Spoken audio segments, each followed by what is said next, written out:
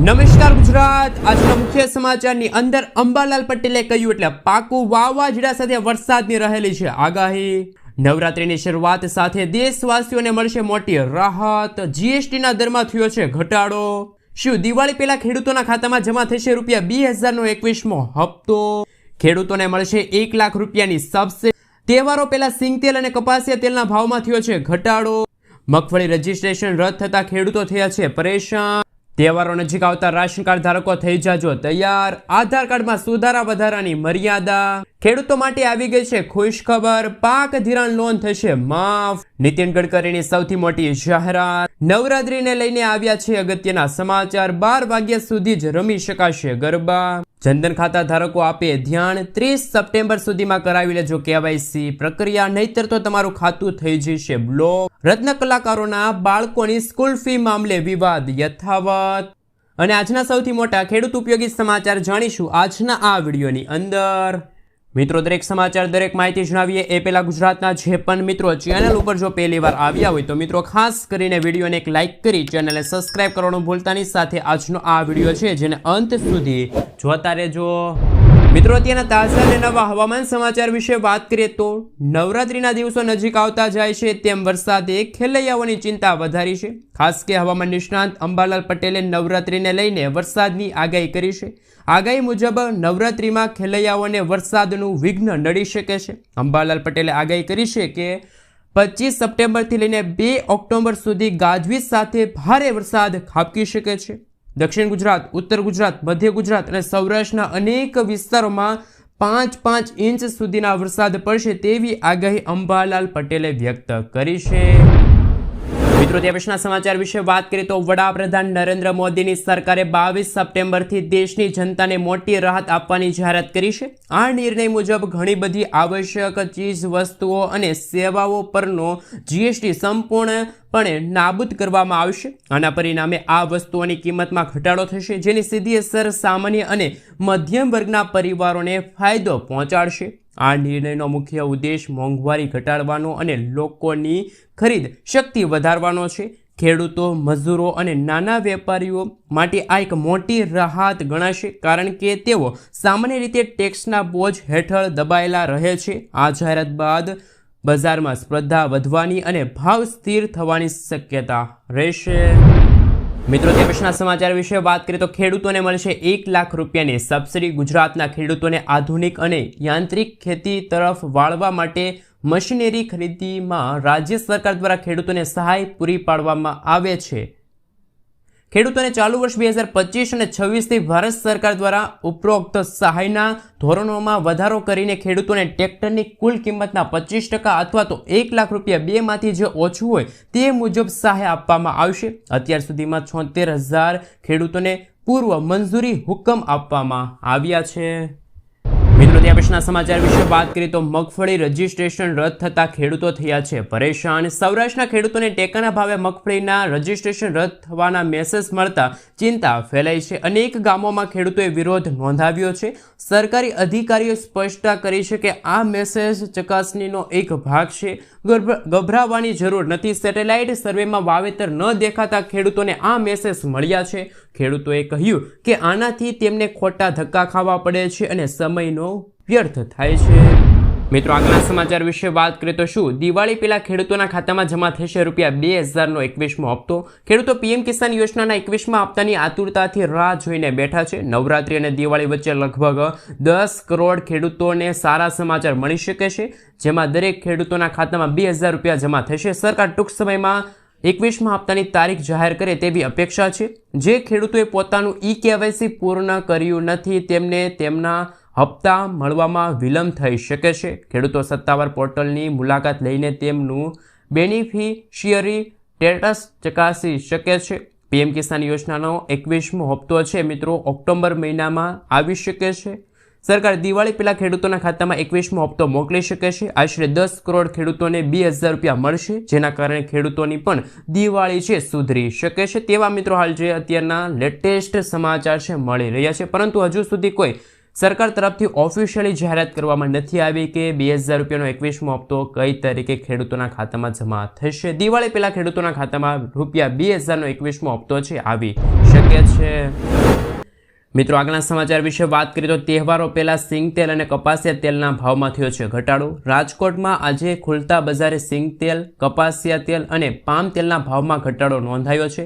સિંગતેલમાં ડબ્બે 15 રૂપિયા, કપાસિયા તેલમાં 20 રૂપિયા, પામ તેલમાં 10 રૂપિયાનો ઘટાડો થયો છે. મગફળી અને કપાસના વધારે ભાવે ઉત્પાદન તથા સરકાર દ્વારા કસ્ટમ ડ્યુટી ઘટાડવાના પગલાંથી ખાદ્ય તેલના ભાવમાં ઘટાડો થયો છે. કેન્દ્ર સરકાર ફ્રૂટ પામ, સોયાબીન, સૂર્યમુખી તેલ પરની ડ્યુટી 20%થી ઘટાડીને 10% કરી દીધી છે, જેના કારણે તહેવારો નજીક આવતા ખાદ્ય તેલના ભાવમાં ઘટાડો નોંધાણો છે. મિત્રો આગળના સમાચાર વિશે વાત કરીએ તો રત્ન કલાકારોના બાળકોની સ્કૂલ ફી મામલે વિવાદ. સુરત શહેરમાં રત્ન કલાકારોના બાળકોની સ્કૂલ ફીનો વિવાદ વકર્યો છે. કુલ 78,000 ફોર્મ ભરાયા છે. રત્ન કલાકારોનો વિરોધ બાદ સુરત કલેક્ટર હરકતમાં આવ્યા છે. પ્રથમ રાઉન્ડમાં શિક્ષણ સહાયના 6,094 ફોર્મ મંજૂર થયા. આનાથી 6,368 બાળકોની 8 કરોડ જેટલી ફી છે એ મિત્રો ચૂકવવામાં આવશે. શાળામાં તબક્કાવાર સ્કૂલ ફી જમા કરાશે. અન્ય 8,906 ફોર્મની કમિટી દ્વારા. મિત્રો ત્યાં પછીના સમાચાર વિશે વાત કરીએ તો જીએસટી ઘટાડાથી નવરાત્રિ વધુ ઉત્સાહપૂર્ણ બનશે. વડાપ્રધાન નરેન્દ્ર મોદીએ જણાવ્યું કે આ વર્ષની નવરાત્રિ જીએસટીમાં ઘટાડાના કારણે બજારોમાં વધુ ઉલ્લાસ લાવશે. તેમણે કહ્યું કે આ તહેવારોના માહોલમાં જ સમૃદ્ધ સે સમૃદ્ધિ જેવા ભવ્ય કાર્યક્રમોની ઉજવણી કરવામાં આવી રહી છે, જે દેશની આર્થિક પ્રગતિનું એક પ્રતીક છે. આ પગલાંથી ગ્રાહકોને રાહત મળશે, વેપારી પ્રવૃત્તિમાં વધારો થશે, જેનાથી તહેવારોની ખરીદીને વેગ મળશે અને બજારોમાં નવી રોનક આવશે. મિત્રો આગળના સમાચાર વિશે વાત કરીએ તો ખેડૂતોને યોજનામાં ફોર્મ મળ્યા નથી. રાજ્યમાં ખેડૂતોને સ્માર્ટફોનની સહાય આપવાની કૃષિ વિભાગ દ્વારા જાહેરાત કરવામાં આવી હતી. જોકે વિવિધ જિલ્લાઓમાં ખેડૂતો અરજી કરી રહ્યા છે. તેની સામે ત્રીજા ભાગના ખેડૂતોની અરજીઓ માંડ મંજૂર કરવામાં આવે છે. છેલ્લા 2 વર્ષમાં 5 જિલ્લામાં કુલ 21,609 અરજીઓ આવી હતી. તેમાંથી 6,997 જેટલી અરજીઓ જ મંજૂર કરવામાં આવી છે. બાકી અરજીઓ છે મિત્રો હાલ ફગાવી દેવામાં આવી છે, એટલે કે ના મંજૂર થઈ છે.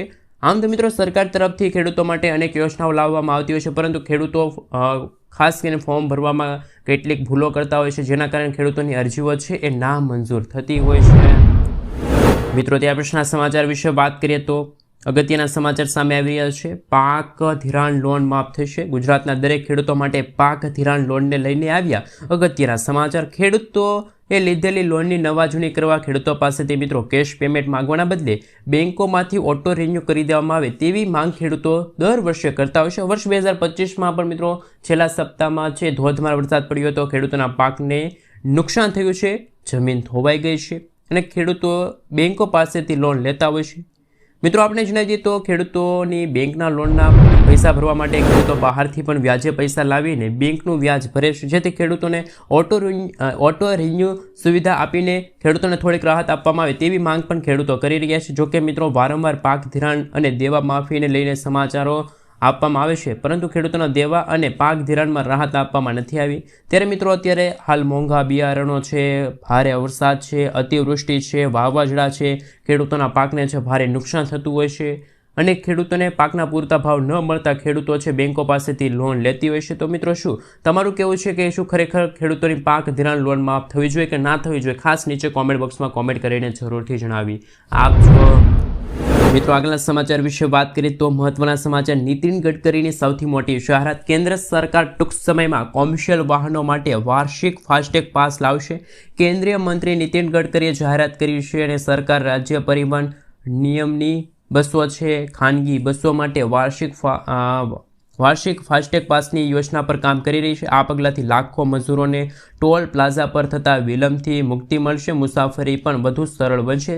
હાલ તો નીતિન ગડકરીએ વાહન ચાલકો માટે સૌથી મોટો નિર્ણય લીધો છે. મિત્રો આગળના સમાચાર વિશે વાત કરીએ તો નવરાત્રિને લઈને આવ્યા મહત્વના સમાચાર. 12 વાગ્યા સુધી રમી શકાશે ગરબા. અમદાવાદ શહેરમાં મિત્રો નવરાત્રિ દરમિયાન તમામ ભાગોનું સીસીટીવી કેમેરા દ્વારા મોનિટરિંગ થશે. 112 ઇમરજન્સી સર્વિસના માધ્યમથી પીસીઆર તંત્ર ઝડપથી ઘટનાસ્થળે પહોંચી જશે.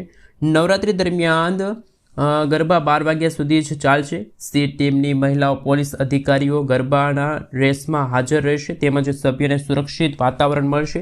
આ અંગે અમદાવાદ પોલીસ દ્વારા પણ પ્રેસ કોન્ફરન્સ દ્વારા આ માહિતી છે આપવામાં આવી છે. એટલે કે મિત્રો આવતીકાલથી નવરાત્રિ શરૂ થવા જઈ રહી છે, એમને લઈને પણ અમદાવાદ શહેરમાં મિત્રો નવરાત્રિ દરમિયાન છે તમામ ભાગોનું સીસીટીવી કેમેરા દ્વારા મોનિટરિંગ થશે. મિત્રો ત્યાં પછીના સમાચાર વિશે વાત કરીએ તો અગત્યના સમાચાર સામે આવી રહ્યા છે. સેટેલાઇટ ઇમેજમાં પાક ન દેખાતા ટેકાના ભાવે મગફળીનું રજીસ્ટ્રેશન રદ થયું. અનેક ખેડૂતો હાલ મુશ્કેલીમાં મુકાણા છે. જ્યાં દર્શક મિત્રો રાજકોટના જસદન પંથકમાં મગફળીનું ટેકાના ભાવે વેચવા માંગતા ખેડૂતો ઈ સમૃદ્ધિ પોર્ટલ પર રજીસ્ટ્રેશન કરાવવામાં મોટી સંખ્યાના ખેડૂતોએ રજીસ્ટ્રેશન રદ થતા ખેડૂતોમાં ભારે રોષ જોવા મળી રહ્યો છે. ખેડૂતોના આ જણાવ્યા અનુસાર તેમના ખેતરમાં મગફળીનો પાક ઊભો હોવા છતાં સેટેલાઇટ ઇમેજમાં પાક ન દેખાતા તેમના રજીસ્ટ્રેશન રદ થયા છે. મગફળીના ટેકાના ભાવે વેચાણ અને સરકારે જાહેર કરેલા નિયમો હવે 80,000 ખેડૂતોને જાતે પરીક્ષા આપવી પડશે. સાબિત કરવું પડશે કે ખેતરમાં ખરેખર મગફળી હતી. આ માટે 80,000 ખેડૂતોનું એક જિલ્લા પ્રમાણે લિસ્ટ બન્યું છે. ખેતીવાડી અધિકારીઓ પહોંચાડી દેવામાં આવ્યું છે. આ સિવાય ખેડૂતોને મેસેજ કરાયો છે કે ઘણા ખેડૂતો ગુમરાહમાં છે કે તેમને પ્રોસેસ પૂર્ણ કરી હોવા છતાં રજીસ્ટ્રેશન ફેલના મેસેજ આવ્યા છે. મિત્રો ત્યાં પછીના સમાચાર વિશે વાત કરીએ તો તહેવારો પહેલાં મોટી ભેટ. અમૂલ ડેરીએ 700થી વધુ પ્રોડક્ટ્સના ભાવમાં કર્યો છે ઘટાડો. ગુજરાત સહિત સમગ્ર દેશમાં ગ્રાહકોને તહેવારોની સિઝન પહેલાં એક મોટી ખુશખબર મળી શકે છે. જીએસટીના નવા દર લાગુ થશે. અમૂલ ડેરીએ તેમના 700થી વધુ પ્રોડક્ટ્સના ભાવમાં નોંધપાત્ર ઘટાડો કરવાનો નિર્ણય લીધો છે. નવરાત્રી દરમિયાન પહેલાં જ મળેલી આ ભેટથી સામાન્ય નાગરિકોને મોટી રાહત મળી છે. ઘી છે મિત્રો પ્રતિ લીટર 40 રૂપિયાનો ઘટાડો થયો છે. માખણમાં 20 રૂપિયાનો ઘટાડો થયો છે. આઈસ્ક્રીમમાં 15 રૂપિયાનો ઘટાડો થયો છે. અમૂલ ચીઝમાં પ્રતિ કિલોએ 30 રૂપિયાનો ઘટાડો થયો છે. પનીર માટે પ્રતિ કિલોએ 15 રૂપિયાનો ઘટાડો થયો છે. દૂધ અમૂલ તાજા અને લીટરે 2 રૂપિયા અને અમૂલ ગોલ્ડના ભાવ છે મિત્રો 3 રૂપિયાનો ઘટાડો થયો છે. આ ભાવ ઘટાડો આગામી 22 સપ્ટેમ્બરથી અમલમાં આવશે. આ નિર્ણય કેન્દ્ર સરકારે જીએસટીના સ્લેબમાં કરાયેલા ફેરફાર બાદ લેવામાં આવ્યો છે. અમૂલના આ નિર્ણય દર્શાવે છે કે તેઓ ગ્રાહકોને રાહત આપવા માટે અગ્રેસર છે. તહેવારોમાં મોંઘવારીનો માર સહન કરી રહેલા પરિવારો માટે આ મોટી રાહત પણ બની શકે છે. મિત્રો ત્યાં પછીના સમાચાર વિશે વાત કરીએ તો ખૂબ જ અગત્યના અને મહત્વના સમાચાર સામે આવી રહ્યા છે. ખેડૂતો માટે નવી ખુશખબર સામે આવી. ખેડૂતોને નાગરિકોને વ્યાજબી ભાવે કઠોળ મળે તે માટે ખેડૂતો પાસેથી તુવેર છે, અડદ છે, બજારના મિત્રો આધારિત ડાયનેમિક પ્રાઇસથી સીધી ખરીદી કરાશે. જેમાં નાફેડના ઈ સમૃદ્ધિ પોર્ટલ પર ખેડૂતોની નોંધણી શરૂ કરવામાં આવી છે. ત્યારે તુવેર છે, અડદનું મહત્તમ વાવેતર કરવા માટે ખેતી નિયામકની કચેરી દ્વારા ખેડૂતોને અનુરોધ કરવામાં આવ્યો છે. દેશના નાગરિકોને વ્યાજબી ભાવે કઠોળ મળી રહે તે રીતે સુનિશ્ચિત કરવામાં આવશે. ભારત સરકાર ગુજરાત સરકાર દ્વારા સંયુક્ત પ્રયાસો કરવામાં આવી રહ્યા છે. આ યોજનાનો લાભ લેવા માટે ખેડૂતોએ નાફેડના ઈ સમૃદ્ધિ પોર્ટલ પર જઈને આગોતરું નોંધણી કરાવવાની રહેશે. હાલ ઈ સમૃદ્ધિ પોર્ટલ પર નોંધણી શરૂ કરી દેવામાં આવી છે. ઈ સમૃદ્ધિ પોર્ટલ પર નોંધાયેલા ખેડૂતો પાસેથી ભારત સરકારની કેન્દ્રીય નાફેડ છે એ મિત્રો તુવેર અને અડદની સીધી ખરીદી કરશે.